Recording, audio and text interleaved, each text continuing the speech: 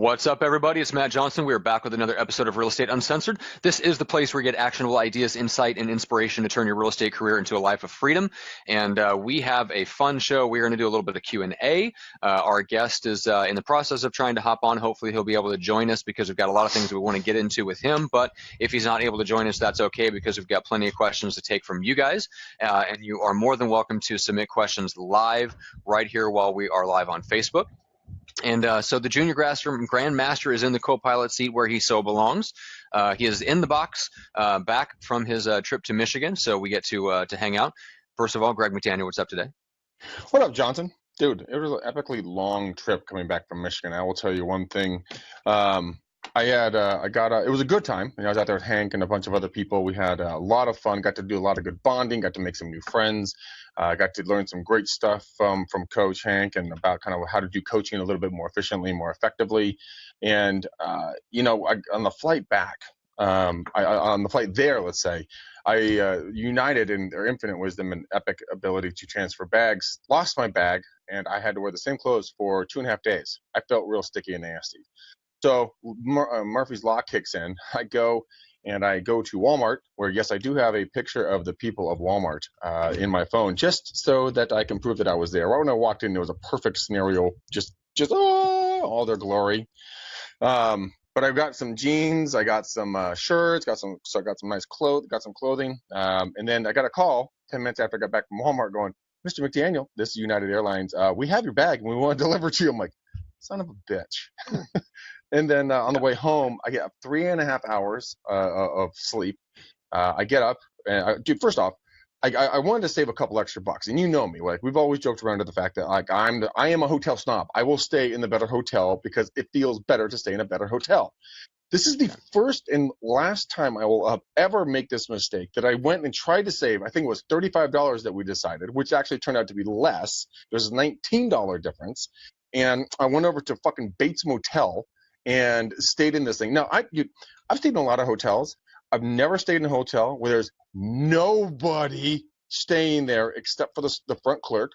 I go up to my room. My door is open. It's not closed. It's not locked. It's open by the security latch, keeping the door open. I walk into the room. There's a big divot in the bed. Like some big human has been sleeping there. Some Sasquatch has been sleeping in my bed. And I'm like, I got every alarm in my entire body is going off at this point. I'm like, okay, I can do this. I can do this. I can do this. And then I call you on the way over, and you're like, dude, you're an idiot. It's like a $35 difference in Danville. That's like a beer and a salad. I'm like, you make a valid point, Johnson.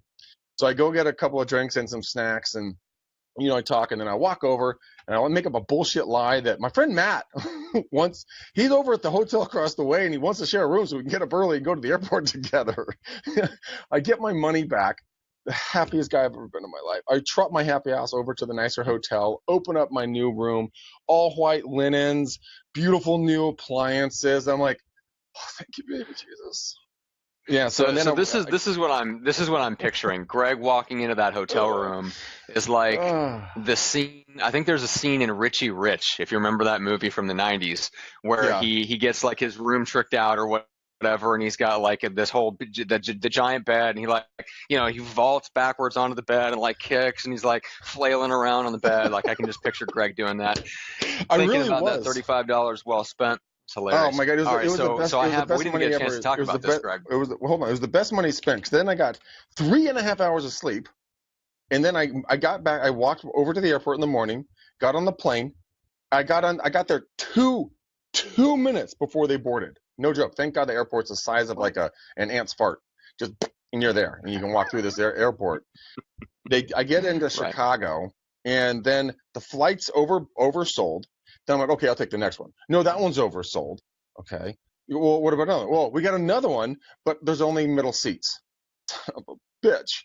So after being kicked off 2 flights, being up for hours, I fly. Finally, the stewardesses finally gave me $1,000 voucher. I was able to for travel. So I got $1,000 in my pocket. They were nice enough to upgrade me to a window for the 4-hour flight to Palm Springs. Literally got off the plane, then waited, got right back on the exact same plane, flew to San Francisco, and my day was over, 13 hours of travel. on 3.5 hours of sleep. So that's what I've been up to. What about you? Well, it's you're still, and then we've got a question here that'll be really good. I want to talk about just a couple things about calling. How many like how long do you call per day? And then there's a great question about how do you organize your leads. We'll get to those in a second. But Greg, you and I didn't get a chance to talk about this when you were sharing your hotel story with me offline a couple of days ago when this all went down. It reminded me that I had a very similar experience. I got laid over. I think I was on my way to San Juan for a cruise, reporting out of San Juan, Puerto Rico, and I got stuck and I had to stay the night in Philadelphia, right? Oh boy. So I just went to like the hotel area, and the only thing I could tell when there is a separate station for a night cashier that's behind bulletproof glass. So that's number one. Number two is I get my hotel room assigned to me, and I go and it's very similar, like, right. So you go to your hotel room and it's like it's unlatched and like you're trying to figure out there's somebody there. I was. Dude, in my room there was somebody there. They gave me somebody else's hotel room, so I pop the key in and go into the room, and there's a dude on the bed. I'm like, oh. So I go up to the front. I'm like, somebody, like, you gave me the wrong room. So sure enough, they had to, I'm sorry. Like, oh, there's somebody in there. I gave you the wrong key. Well, yeah, no shit, Sherlock. So they finally get me my own room. I checked in with my dad. I texted him, let him know that I was all right and I was staying in Philadelphia for the night and kind of the situation. And he asked me the question, is there 2 beds in the room? I said, yeah, why? He's like, push one against the door. I'm like, smart. My dad is street smart, so that's exactly what I did. I was on the ground floor of a Motel 6 in Philadelphia at 2 a.m, and I pushed the other bed against the door. So that is my competing hotel story. Hopefully, Greg, you and I don't go through anything like that together, because both of us will be very, very cranky pants, as I would put it. Yes. And I am in charge of booking the hotels when we travel from now on. So no, we will never go through that ever. Okay. Ever. All right. Now that we've had our BS travel time. Let's take a quick question here. This is from Craig Moore, and this ties into the work that we're doing and starting to do with what we call our crew for our Rockstar Agent Mastermind. These are the 5 people that are on the inside that we're working with personally, that everyone else in the mastermind can watch and learn from and gain a lot from the way that we work with them. So Craig, this reminded me of the work that we're doing with him. So Craig is on the lead gen scription objections page, says, how long do you call per day? I've heard some call for an hour and some call for 6 to 8. I think the results are relative to time on the phone, which, well, yeah, no duh. But let's talk about like setting goals for the amount of time that you spend on the phone. So when you're in a dialer, how do you track and how do you set goals, Greg, for what you do on the dialer? Well, it depends. I mean, I know how long it takes me to do my calls. So I'll sit there and I will dial, and I know that takes me about an hour and a half or 2 hours. I do 250 phone calls if I have a decent connectivity rate. So I will take the time and I do amount of calls. I don't do hour based. So I'll do 250 phone calls, stop, go take a break, come back, do 250 phone calls, stop. And I'll do those increments. Like yesterday, Matt, I did 700 phone calls. Today I've done about 200 and change phone calls. And Eileen looked at me, the steel trap, and she's like, dude, get the fuck out of the office, go walk around, go run an errand, do something, because you're getting all wonky eyes, because I'm just sitting here and I'm going stir crazy. And the thing about that, guys, is the fact that you will go a little bit nuts. You know, you'll want to start watching paint dry, because that's going to be the most exciting thing in front of you if you do too many calls, because your brain gets fried. Take it in increments, whatever that might be. Is it 100 calls, 250, 300, 500, whatever your tolerance is, but make sure it's sustainable, so that you don't burn out. It's very easy to burn out doing calls because it's very laborious. It's boring. It's not sexy. It's not really fun. You get told to go fuck off. You get hung up on. You have people that can't speak the same language. There's misunderstandings. They think you're a roofer, not a realtor, which that's always a funny one. I had a guy last night going, hi, I'm sitting here trying to watch the Warriors. And I'm like, yes, sir. Who are you? Well, my name is, do I know you? No, sir, you don't. I think I can't place you. What station is the Warriors on? I'm like, a motherfucker. God. But I finally got him off, and I said, sir, it's on channel 2. Channel 2? Thank you. What channel is that? I mean, at the end of one of those calls, you just want to shoot What someone. channel 2? What channel is that? Oh man, that's The one funny. right after 1, sir, and before 3. Yeah, just Okay. sandwich that and you get All it. right, so getting back to the answer to Craig's question. So number one is that you don't set time-based goals for your calls, which No. we're kind of working with that with one of our guys who wants to hit the dialer hard, and we've been working on like narrowing down exactly what his goals are, and it's an interesting process to go through because you have to kind of make that decision up front of like if you're going to set calls like you do, Greg, based on the number of dials that you're going to make, then you have to be willing to allow for the variation, right? Because your talk time might be high, like your connectivity rate might be high, and all of a sudden it takes you 2.5 hours to do 250 calls instead of an hour and a half, right? And so Right. for a lot of people starting out, which is why we're starting out with one of our guys this way, is he committed to look, I'm going to do calls between 9 and 11.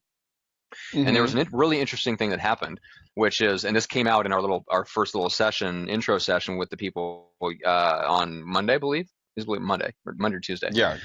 Tuesday. So he didn't hit Tuesday. So he didn't hit the goal for the number of minutes that he was supposed to spend on the dialer. Now, if we hadn't pressed him on it as far as why that was, he wouldn't have given it a second thought. He would just been like, oh, I didn't quite hit it. I'll make it up tomorrow, right? That's what most people do. That's what most of us do. But we pressed him on, okay, well, why? Like, what happened? And number one. Number two, let's consider this a failure for the day at least, and let's figure out where the failure is, right? So where's the failure? And he came back and what it was. He's like, I didn't actually start my dials until 9:30 because I scheduled something else in the lead up to my prospecting time that I misstated or what did he say? It was bad planning on his part, but he scheduled himself something else that ate into his prospecting time, and he allowed it to eat into his prospecting time, and then he didn't adjust his prospecting time to compensate for it. Now, most of us would go, not a big deal, we'll make it up the next day, but do we really make it up the next day? Right? No. And if we don't, then we're not really committed to that day's work or even that week, right? If we're really not committed.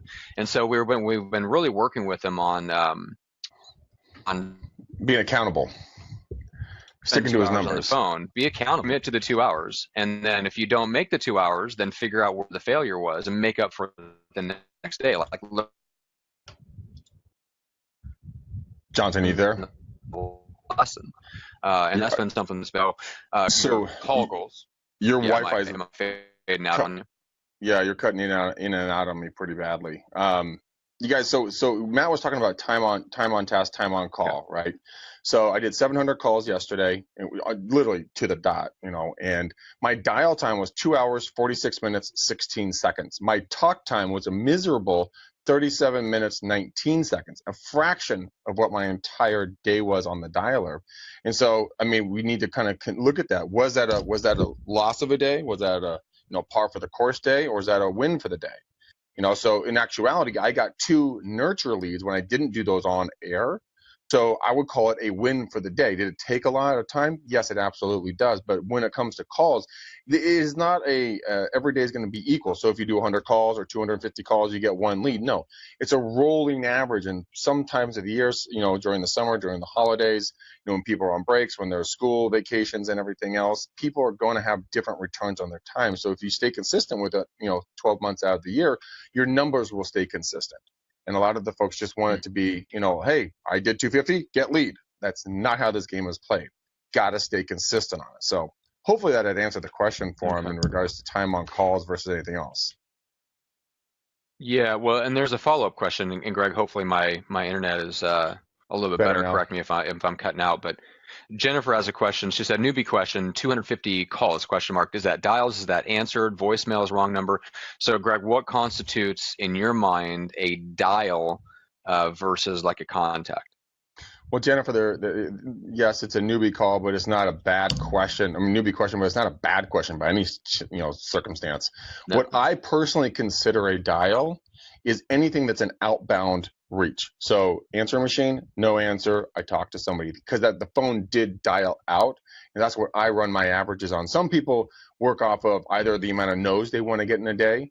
Some people work on the amount of leads they want to get in a day, the amount of hours they want to do in a day, amount of calls they want to do in a day. So what do you want to run your numbers off of? What really works for you? Now, the book Go for No, we've talked about the Go for No book. We had the co-author on the show. She's absolutely phenomenal. Go back and watch that episode. But with that in mind, I mean, like Matt and I were talking about before, some people are going to do time, some people are going to do dials. What's your style? I mean, just pick what works for you, whatever works mentally good for you. It's kind of like, are you setting goals or, Greg's goals or Matt's goals, or I use projects, my projects for 2018, because mentally for me, that stimulates me and that gets me to start thinking about it's a problem. There's an A/B test to get out of this predicament. How am I going to get there? There's no emotional attachment to the outcome. So what's it going to be for you? Dials, number, no's, yeses, appointments. What's it going to be? So it's all psychological, I guess. And I do believe we just lost Matt, so we're going to keep carrying the show here, guys. Let's talk a little bit more about dials versus anything else. The questions that you're going to want to start talking to people about when you're doing the calls. Hey, there you are, Jiggles. Hey. Was it just for a second there? Yeah. Yeah. All of a sudden you're gone. I was just like, Matt. All of a sudden you came back. You look like you're a Beanie Baby. You're just bouncing around like. Yeah. I wanted to get your attention. Yeah.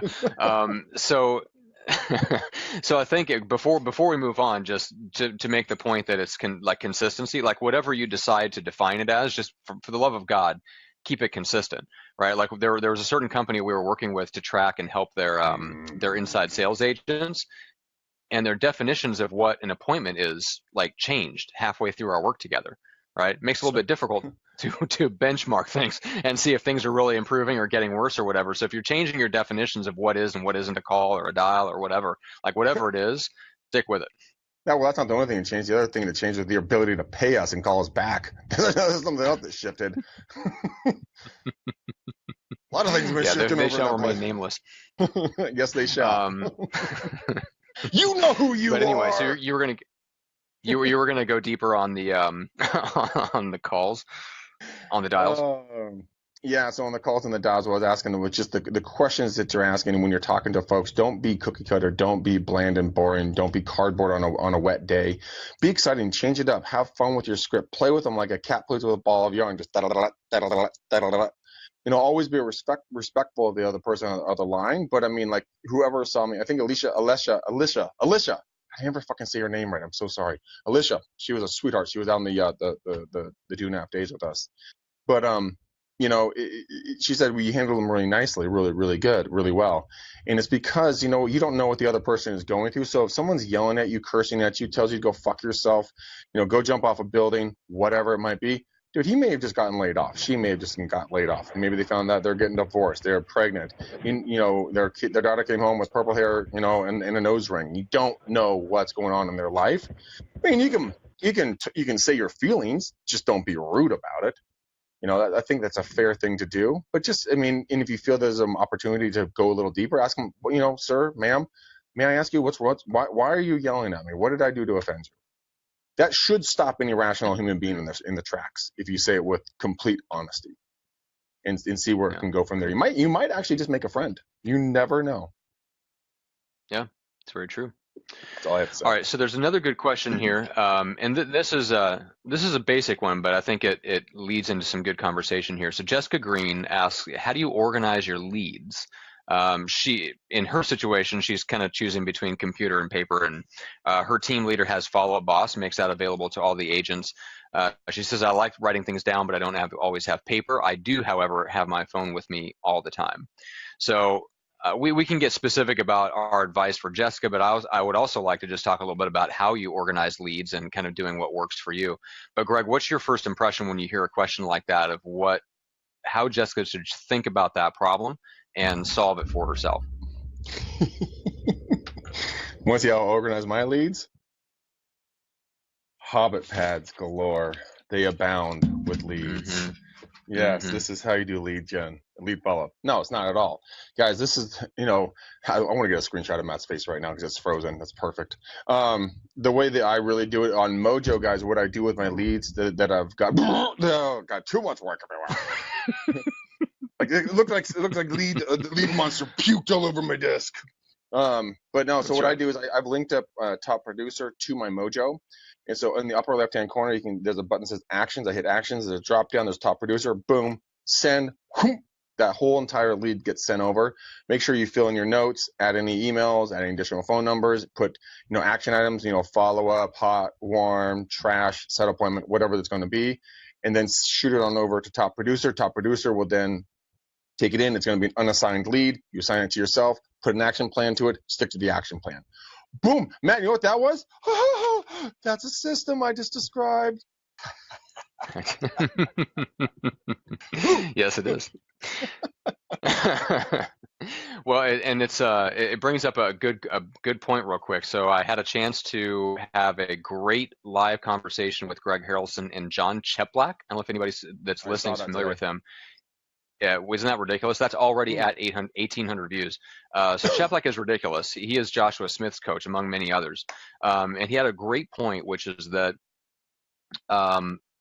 the first step in like building your capacity, to like not only be more successful yourself, but build a team and scale and like all this stuff, just grow your business. That it all starts with you figuring out what is your process, what's your system for how you get results, and then documenting that, making sure that you know how to do it and for yourself, that it's systematized, that you put it into an actual system. Like that is the first step in being able to trust yourself that you will stick to a system. And that's really the first step. And I think he's absolutely right about that a lot of people get into hiring people or they try to hire people to do the things that they themselves are unwilling to do. And sometimes that can work, right? If you can hire people to do the things that you're weak at when you're strong at something. If you're hiring people to do something that you are like hiring them to take over from you, if you don't have that trust in yourself because you haven't thought really about the process, you haven't like built that trust up with yourself, it makes it very, very difficult on you to take that next step and start to build your business, right? So he made a really great point that start by building that system for yourself and learn how to trust yourself that you can run it. Then you can start to look at maybe hiring somebody to take that system over for you. But it all starts with that system for yourself. Yeah, we've talked about it many times in regards to, you can't say, hey, ISA, go make a ton of calls for me. I don't know what I'm doing, and then they go make a call. They don't know what they're doing. They don't get the results that you see other people getting. Is because you couldn't coach them and walk them through the next steps in the process. I think it is critical to have some sort of base understanding of what you're asking other people to do. That's what a true leader does. A true leader will go and figure it out. Go YouTube this shit, man. Seriously, yeah, you can do anything on YouTube. But I mean, go and learn how to do the process or whatever it is. I mean, I'm sitting here and I've got stuff printed out. I'm learning how to do better coaching questions because whenever I become, more or less a full-time coach, I want to be able the best that I can. That's why I spent a metric fuck ton of money to go spend some time with Hank and the rest of the crew and traveled for 2 full days because I want to best become the better version of myself. So you guys have got to do that. You have to do that. Paul, you have a quick question. It's back a little bit. You said, Greg, what's your population in your primary market? Mine is less than 100,000. Well, that's a good question, Paul. My primary market is the 680 corridor. So it runs from like Pleasant Hill, Martinez down to Dublin, Pleasanton area. So, I mean, we probably have 150, 200,000 people in here.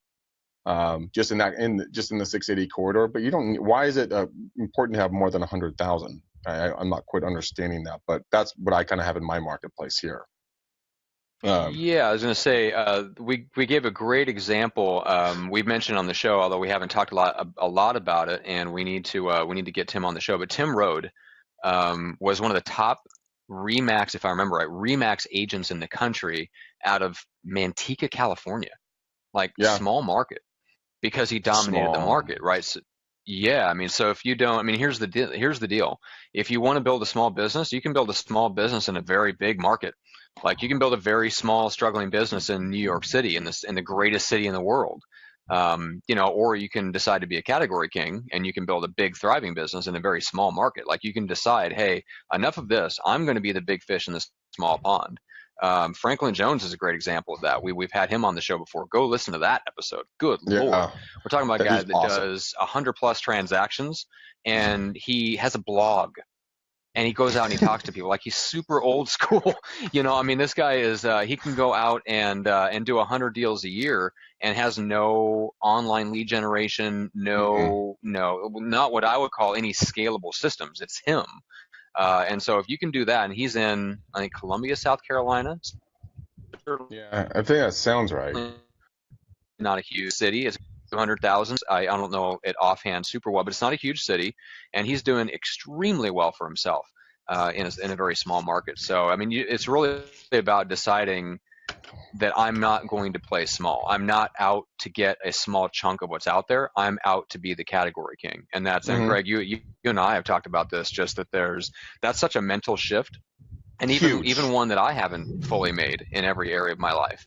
Right? Just, go Mm-hmm. out there and you just kind of go out there with the intent of, well, I'm going to grow, I'm going to grow, and I'm going to grow, and I'm going to grow.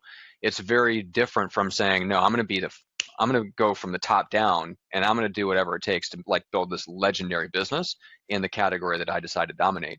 Yeah. And then if you do that, if you have that mentality, then I think you can build a really great business in a small market.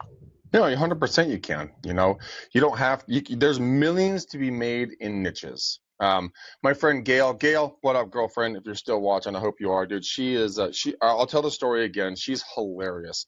She picked me up to go to ride with her up to the lake house, and before she had picked me up, she and Hank had gotten together, and she had told Hank she had watched a couple of our shows and stuff like that, and she had told Hank, "Look, I don't need that human in my life, and I don't really want to need to know him." And so Frank's like, just go pick him up.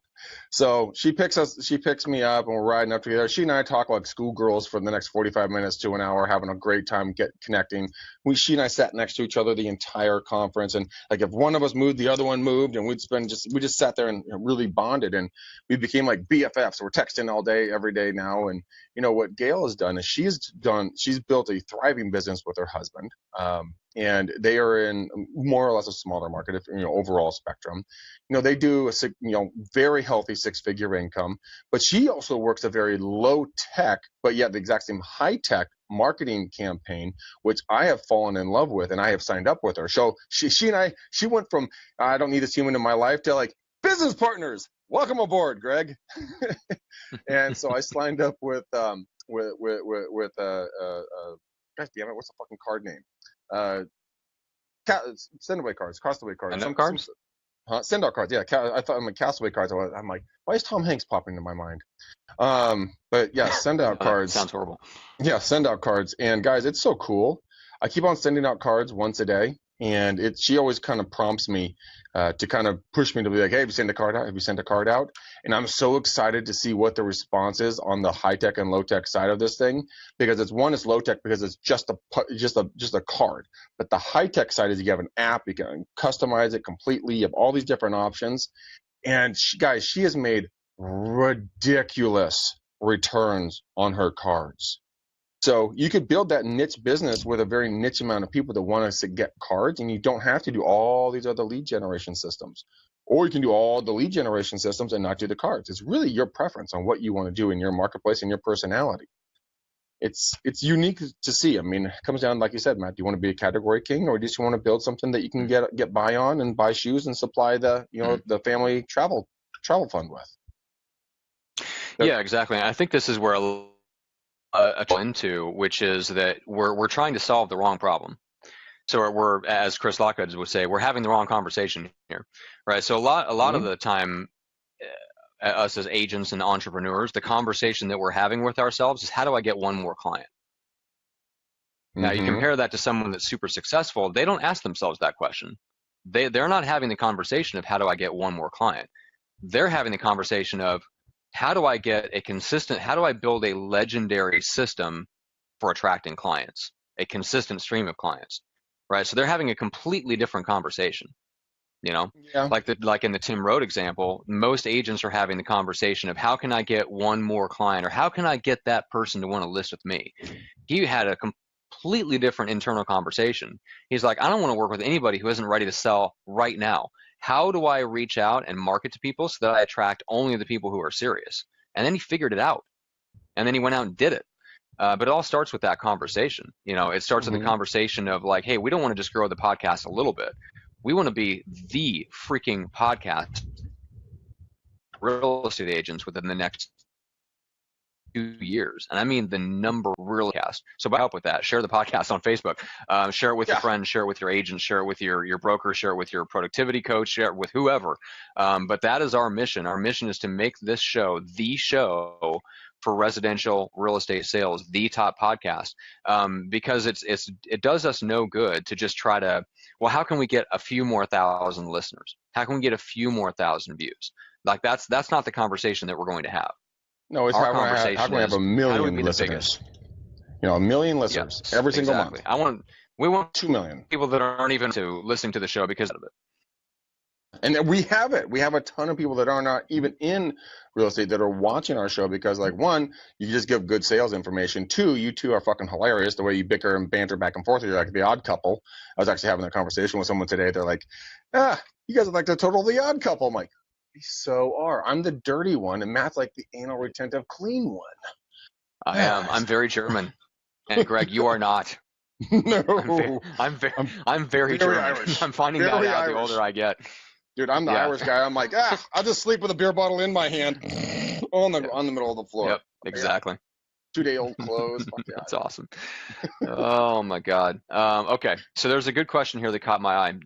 This is from Damon Young. It says, I have a very hot listing with multiple offers. A few of them are so ridiculously over asking, talking about the authors, that I don't know if it will appraise.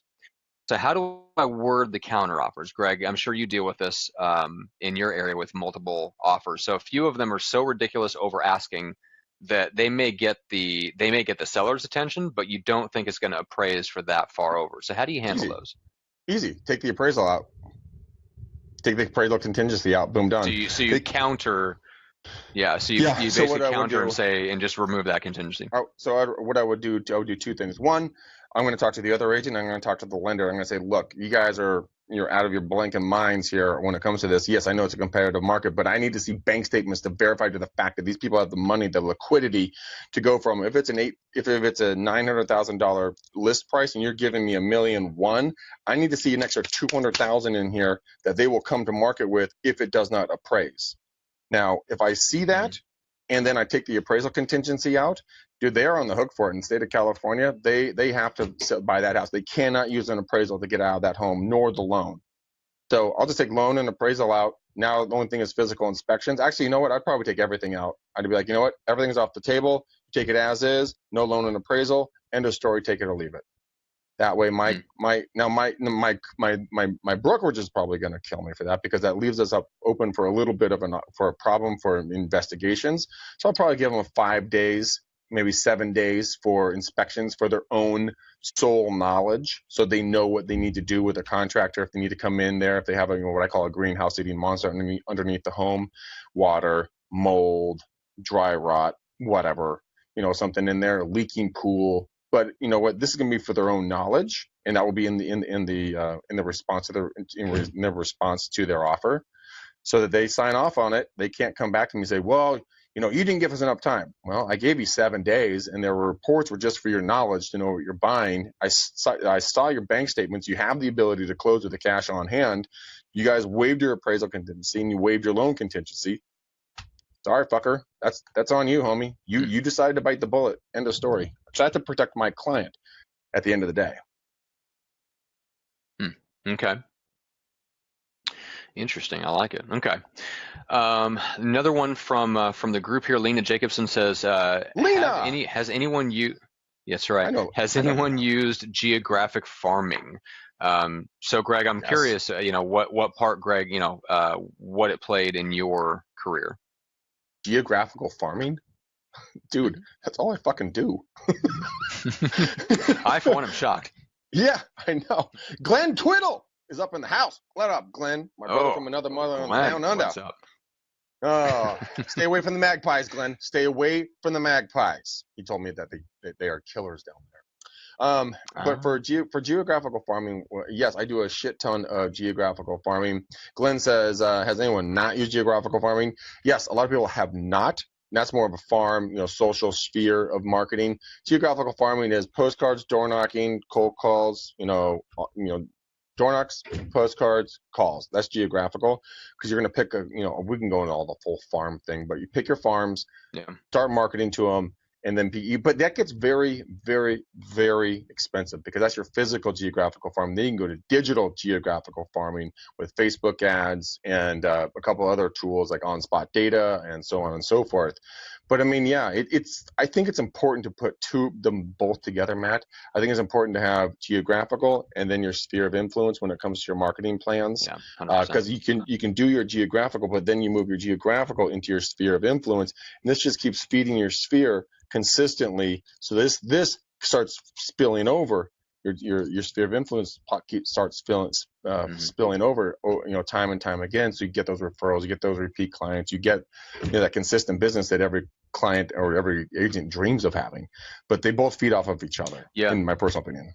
Yeah, that's what I love about. That's what we both love about Hank Aving's 36 to Life program. Is he talks about the social media plan of like connecting with your sphere, like 50 likes, 20 comments, 5 conversations or little short conversations with people.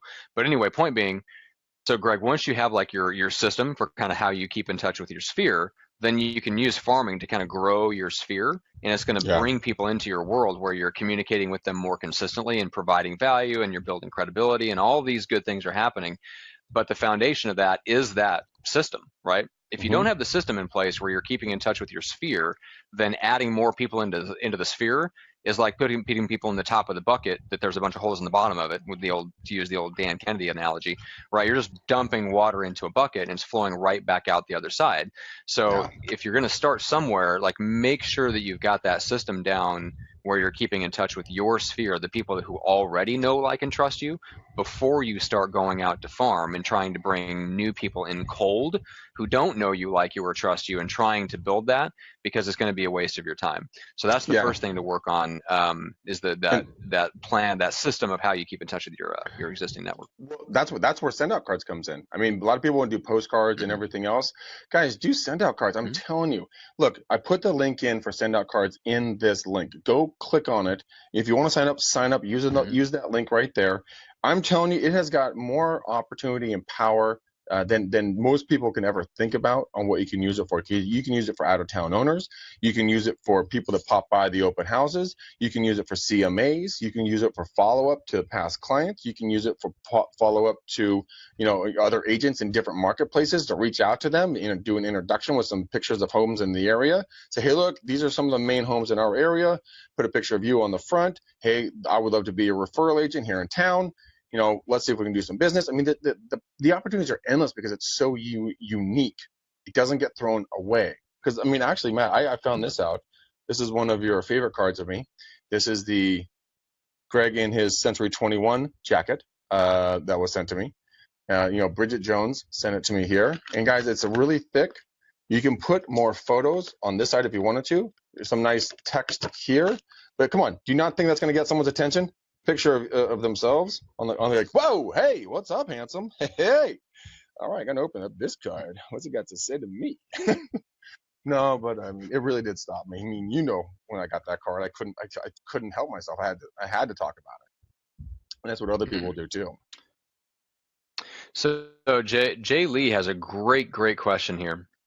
So what's the best source for taking and turning it into your digital farm? I know, Greg, you have a couple of thoughts on this. I have a couple of thoughts on this. I would say 2 things. Say it again. You broke up on that. You broke up on that. Say it again. Oh, sorry. So Jay Lee, the question was, what's the best source for taking your geo farm and turning it into your digital farm? Okay. What's the best source for it? Yeah. Well, best method. Maybe source might be the wrong word, but anyway, let's go with methods. So I've got 2 ideas for them. Number 1 is to take if you have like a physical mailing list for your farming neighborhood, then you run that into LinkedIn and you just start searching them and finding them on LinkedIn, right? So that'd be number 1. That way you can reach out to them, you can connect to them. If they connect with you, you can export all of your connections, including their email addresses. Then you've got them. Now you got their email. You can also connect with them on social media, but definitely connect with them on LinkedIn. That's number 1. I would throw out, like, Greg, your go-to for regular postcard batches to a neighborhood, which is Corfact. And the reason Right. that that translates it over to digital is because Corfact is sending them to a landing page, which is then tracked, and you get notifications when they interact with their home value page. So it's not just a dumb postcard, it's a smart postcard. So that does move people from geographical to digital.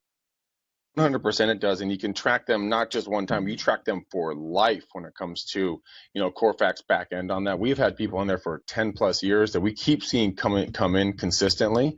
I'll talk to Eileen. I'll be like, hey, Eileen, so and so came in. She's like, oh yeah, they come in every single month. I'm like, okay, we start consistent because they keep seeing our brand consistently. Another way that I don't know if this isn't really well. You can take it from geo to digital. You get all the email addresses of the people located at the specific properties. So if you have people located in and around your marketplace, and you guys can throw events, if you can harvest the emails at those events, then you can take those and put them into something with viral marketing and do the videos through viral marketing twice a month and really create some well polished videos. They're almost two different things until you actually get so much interaction on your geo that this spills over into your social. But your social is already filled with all your emails, all your LinkedIn's, all of the people that can know you, like you, trust you, and want to refer you. But then you can just add in your geo one by one, two by two as they grow. So I think it's almost two conversations. But I think that, like what you said, I think that's a great opportunity for you to start with that by transferring over. But that's almost too much for one person to do at one time. I would recommend sticking with one, but slowly growing the other, or either or, whichever side. Because then you get caught up in working in the business, not on the business. Because you got to work on the business as well. You got to get it. That's actually on the business, not in the business. In the business is do the daily grind. Yeah, it's been a long day of talking. Okay. Let's see. So Jay says in response, basically get the email on LinkedIn is pretty much it. Not necessarily. I mean, there's other ways that you can potentially do it, but yeah, there's no magic in terms of getting somebody's email out of their physical address. I mean, it's honestly, it's in conversation. Like the bottom line is like, if you really want to build a quality email list, and Greg Harrelson is the best one to ask about this, that we did a whole episode about this where he dived into to his system for how he goes in and dominates new neighborhoods. And guess what it starts with? Circle prospecting calls. And I know, shocker. Cue the theme music from 24. I know. So and that's what it starts with. It is circle prospecting. So let's say you're a door knocker, Jay. I have a yellow pad here. Let's say you're out door knocking with the yellow pad. Here's the script, guys. This is how let's say pretend you're door knocking. I have a conversation with Matt, Julie. They're three obese little wood denting, insulin sucking little bastard babies. And I say, Matt, what's your best email just in case? And then I stare down at my yellow pad, completely convinced that Matt's going to give me his email address. And the script was that right there. Matt, what's your best email just in case? And that just in case is what you want to use. You stop it just in case. You let their imagination run wild with alien invasions, skin-eating diseases, Ebola, the wrong political party, whichever side you're on, taking control of the entire country, and there's like, let me get you your best email just in case.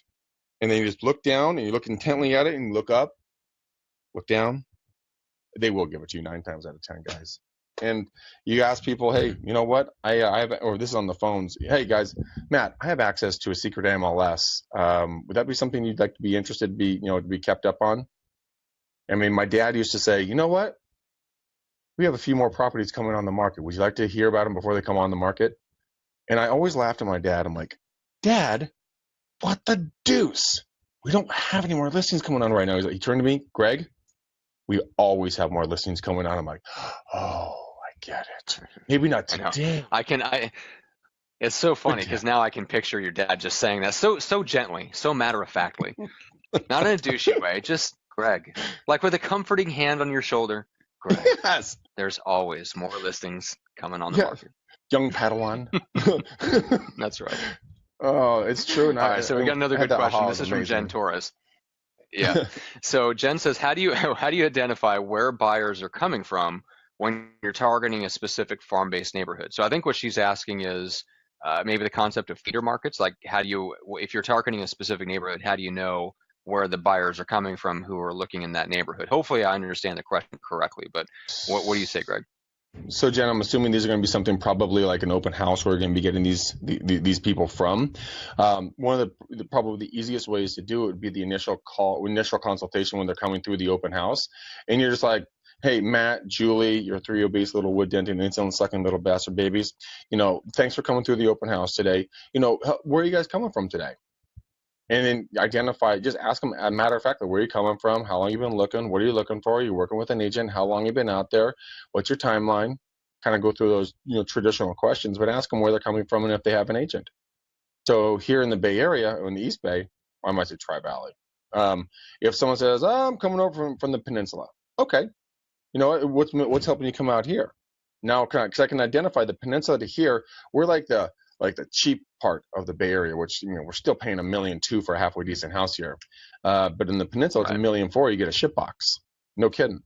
And in a nice area, but still a ship box. So they're coming out here. Now I know their motivation most likely. So they probably don't have an agent, but I know where they're coming from because I know their pain. They're going to spend less and get more. All I need to know. Then I can go deeper on my questions of what are you looking for? What do you must have? What can you never have? What are the three things that if you could swap them out, would you swap them out for a better school district, shorter commute, or closer to family? We can go down the line of questions on stuff like that. But I would just ask them, point it straight up, ask them where they're coming from. Where are you moving from, folks? That's it. Mm-hmm. There's no more genie in that bottle. I think we rubbed it all. All right. So one last quick question. This is from Dan Watson. Does anyone have any good strategies on how to increase contacts in a highly competitive expired market using Mojo for a dialer but can't get anyone to answer the phone? Now, Greg, I know you don't do a lot with expireds. I've worked with Aaron a lot on expireds and done them and just, have had a chance to interview a lot of people. So there's two things on that. Number one is do not limit yourself to only buying data from one service. So if you're really serious about going after expireds, there's more than one service provider for data and for dialer and all that stuff. Just get them all. So that's number one. Number two is a lot of the top guys, the top teams around the country who run a pretty good chunk of their business on expireds, at least for their new sources of leads. They will supplement the new expireds by going back and buying the list of the old expireds, even as far as 5 years back. And then just when they're not calling the new expireds, they're calling through the old expireds, like next up on the list. So that's a couple of ways that you can increase the number of people that you can reach out to, or the quality of the contacts you have for the new expireds, so that you have more people to call. Yeah, Greg, anything you want to add to that? Yes, I'm actually looking something up right now that just kind of popped into my head about an idea. Everybody goes through something that's pretty stressful to do go through a sale, right? And especially if you're an expired thing, and everybody's trying to hit you up and get you going, get you to list with them. I'm on Groupon right now. I've found a $39 full body massage here. A lot of them are $39, $53, $49, kind of price points. If you really want to grow big hairy balls and go after these people and really kind of go for the wall, guys, drive over to their fucking house, bring a report about what the market's doing, attach a sold sign to it, and then say, hey, look, I know this is stressful to go through this.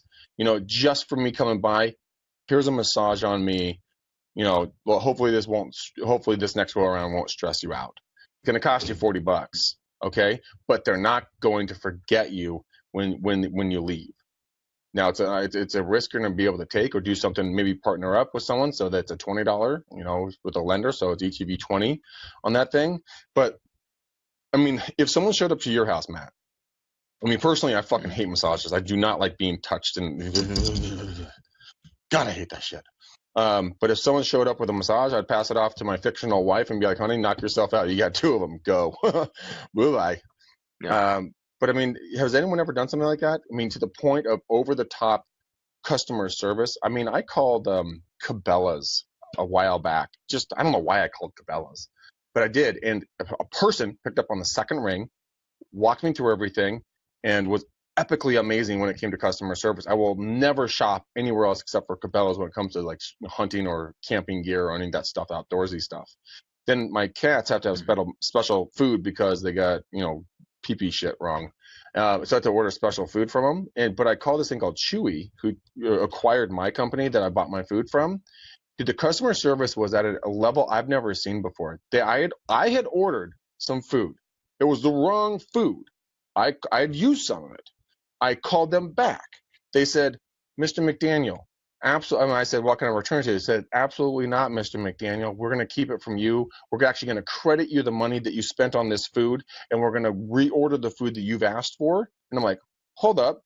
You're letting me keep the food for free. It was my fault. And then you're going to use that credit to buy the new food? Yes, Mr. McDaniel.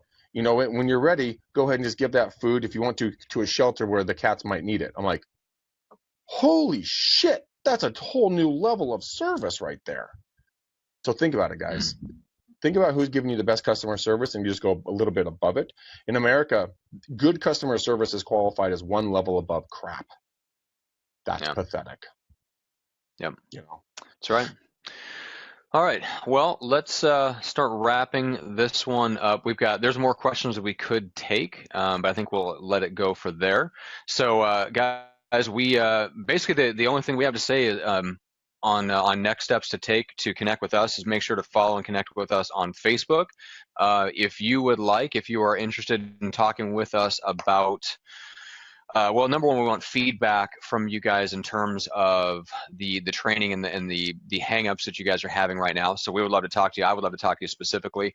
I don't have a ton of time, and so my calendar is limited to half-hour calls on certain days of the week. But just go to bookjohnson.com. That's my calendar booking link. And for a small number of people per week, I would love to talk and connect with you guys and learn a little bit more about what your challenges are and see if I can help or steer you to some resources that we can point you in the right direction.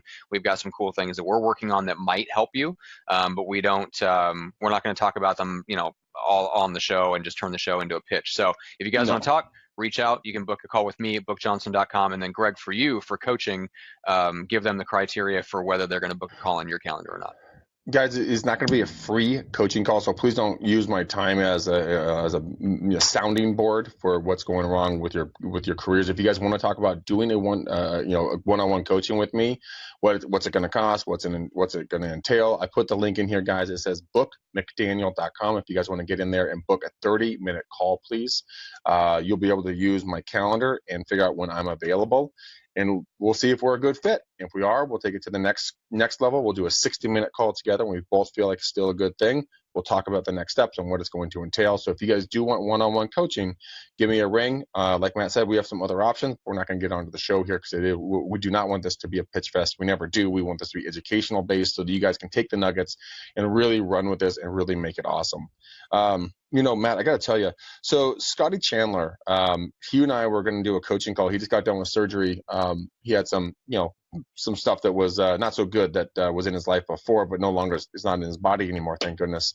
But he said that he has taken a lot of the stuff out of our show, and he's gone back and watched it and rewatched it, watched it and rewatched it, and he's gotten a ton of value out of it, and it's really helped him. This guy's like doing 1,000 to 1,500 calls. He's doing all these other things because we suggested to do it.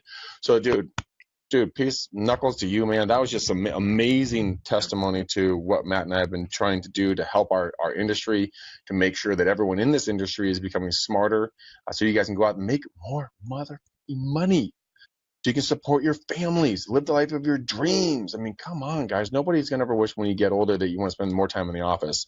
So we want to help you build that business. Matt does systems. I do people. It's fantastic. That's right. That's basically how it breaks down. I like that. Matt does systems, Greg does people. Great, fantastic. All right, guys. So make sure we just want to thank you again for subscribing and sharing the show with people. That's how the show has grown. You notice that we don't put a bunch of ads out there. We may start at one point to start reaching more people, but as of right now, the show has grown entirely because you guys enjoy it, share it, subscribe to it, tell people about it, and all that good stuff. So thank you so much for doing that. And until next time, let's see who our guest is for Friday, because I know it's going to be phenomenal. And it is because it's Hank. Good Lord, how can I forget?